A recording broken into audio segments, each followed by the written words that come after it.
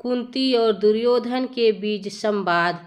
महाभारत में संवाद उस समय का है जब युद्ध प्रारंभ होने वाला था।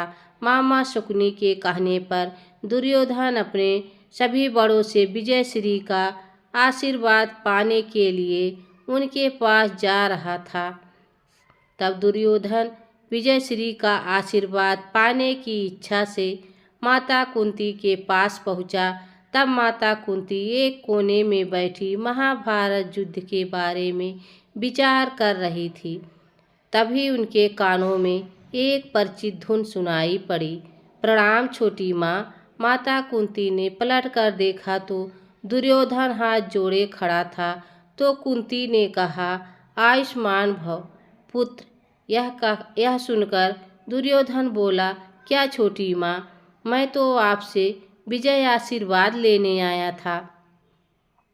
तब कुंती मुस्कुराते हुए बोली, क्या यह आशीर्वाद तुमने अपनी माता से लिया है?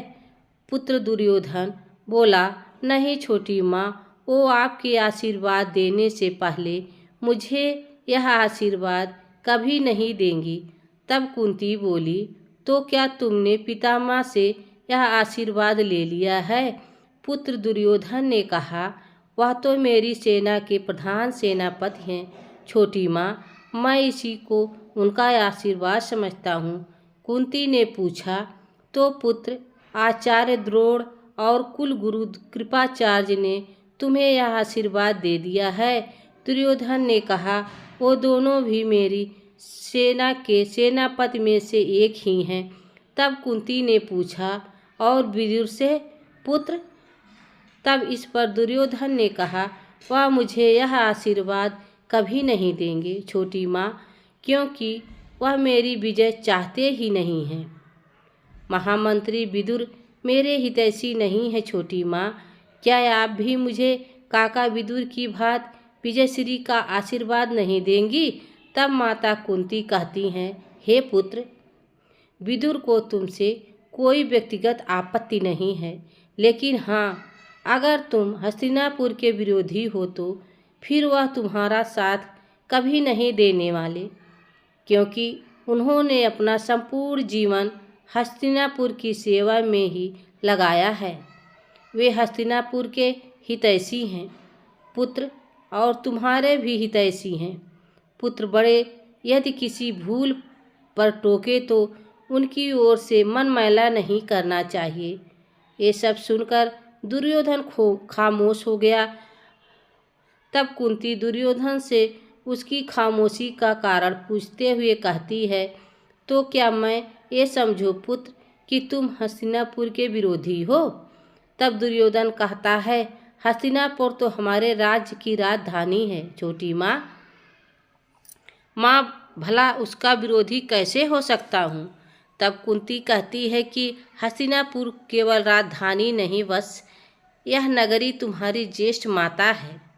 पुत्र, उसे केवल राजधानी समझने की भूल ना करो। इस नगर के द्वार पर माथा टेक कर विजयश्री का आशीर्वाद की भीख मांगो। लेकिन हे पुत्र, तुम्हारी छोटी माँ के पास तुम्हारे लिए यह आशीर्वाद नहीं है। तब दुर्योधन कहता है, तो इसका तात्पर्य मैं यह निकालूं छोटी माँ की आज मेरी विजय नहीं चाहती। तब कुंती कहती है, मैं तो अपनी आंसुओं को आँखों में रोकी हुई विजय और पराजय के बीच खड़ी हुई हूँ। पराजय चाहे जिसकी भी हो पुत्र, मुझे तो रोना ही है, किंतु मैं तुम्हारा शव तो नहीं देखना चाहती, इसलिए लंबी आयु का आशीर्वाद दिया था। माता कुंती इसलिए कहती हैं क्योंकि दुर्योधन ने कभी भी पांडवों का हित नहीं चाहा, बल्कि उनकी कुलवधू तक का अपमान किया था।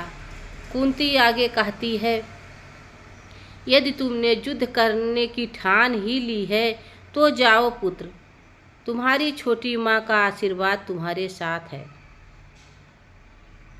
लेकिन दुर्योधन, एक बात याद रखना, मैं इस बात की गवाही नहीं दे सकती।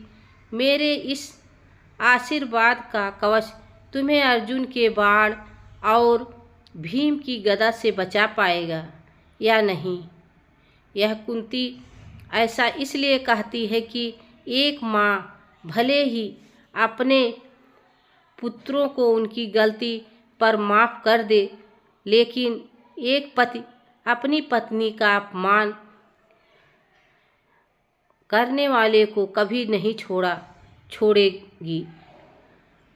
यानी भीम और अर्जुन दुर्योधन के साथ युद्ध में क्या करेंगे, इसका दुर्योधन को अंदाज़ा भी नहीं था। मित्रों, ये छोटा सा प्रसंग हमें बहुत बड़ी सीख देता है।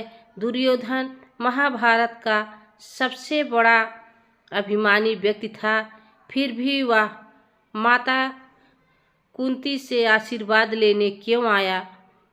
क्योंकि मामा शकुनी ने उसे सबके पास आशीर्वाद के बहाने उनका मन टटोलने के लिए भेजा था कि जाओ देखो कौन तुम्हारे साथ है और कौन नहीं। लेकिन यह प्रसंग एक बात और सिद्ध करता है कि बड़ों के आशीर्वाद में बहुत ताकत होती है। लोगों को सभी ने विजय श्री का आशीर्वाद दिया था, लेकिन दुर्योधन को माता कुंती के अलावा किसी ने भी विजय श्री का आशीर्वाद नहीं दिया था। यह कुंती का बड़प्पन था, लेकिन आशीर्वाद भलीभूत होगा कि नहीं, यह आपके कर्मों पर भी निर्भर करता है। पांडव हमेशा से धर्म के पथ पर थे, इसीलिए वे विजयी रहे, और दुर्योधन आरंभ से ही अधर्मी था, इसलिए माता कुंती का आशीर्वाद भी नहीं बचा पाया। यहाँ पर शकुनी की कुटिलता भी दिखती है। उसने जानबूझकर दुर्योधन को उसके सगे संबंधियों के पास भेजा ताकि उसके मन में घृणा और भी बढ़ जाए और वह युद्ध में उन पर बिल्कुल भी दया न दिखाए, ताकि हस्तिनापुर का विनाश हो सके, जो उसका परम उद्देश्य था। दोस्तों, ये था माता कुंती और दुर्योधन के बीच संवाद। उम्मीद है आपको यह संवाद पसंद आया होगा। दोस्तों, यह वीडियो आप सबको कैसी लगी कमेंट में ज़रूर बताना। चैनल पर नए हो तो लाइक सब्सक्राइब ज़रूर कर देना। तब तक के लिए राधे राधे, जय श्री कृष्ण, धन्यवाद।